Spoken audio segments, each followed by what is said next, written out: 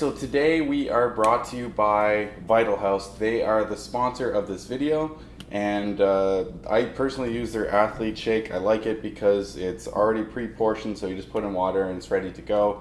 But I also like to make a shake in the blender using their protein powder as well. So it's a meal replacement supplement of 400 calories. It's got protein, superfood, it's got fiber in it. It's everything you really need packed into one little bottle. So I personally just use these when I'm at the gym, or when I'm making a bigger meal at home. I'll show you what I like to do.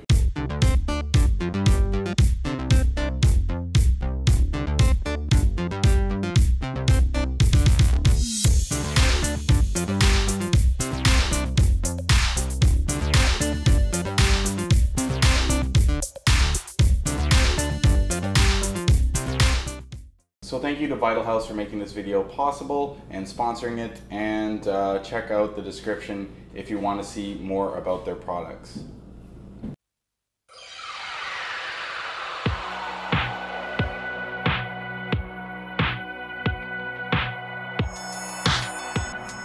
So for your hand and wrist position, always have your elbow pits facing forward no matter what hand position that you are in. But the more forward your hands are, the more pressure is on the wrist, but the more ability there is to balance. You can turn your hands out to the side so that your wrists face towards each other, thumbs forward. This is kind of your middle ground of my personal preference. This gives you a little ability but less pressure on the wrist. You can also turn all the way around, requiring more strength from the bicep but eliminating some of the flexibility demands on your wrist.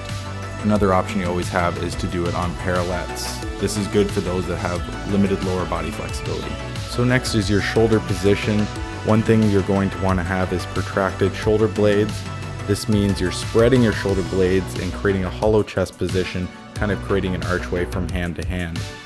This is pressing into the floor as hard as possible, and this is important to keep stability in your planche and to have the strength to hold yourself in that position, much you would the same with a handstand pressing away from the floor.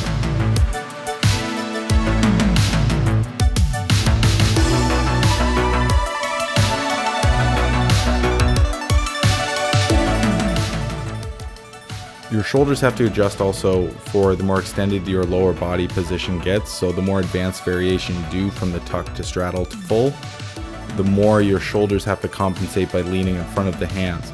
This will require more strength from the shoulder and more wrist flexibility if you're doing the forward facing hands.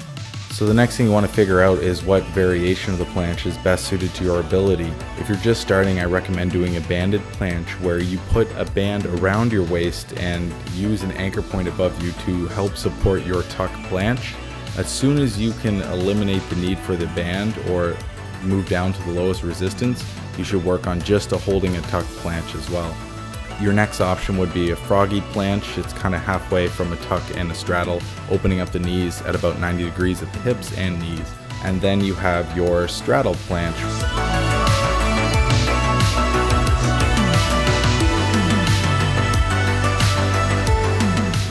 So when you're looking at your planche, you can see that mine, for example, is not perfect. The ideal position is to have your body completely in one straight line from shoulders to toes, and to have that parallel completely with the floor.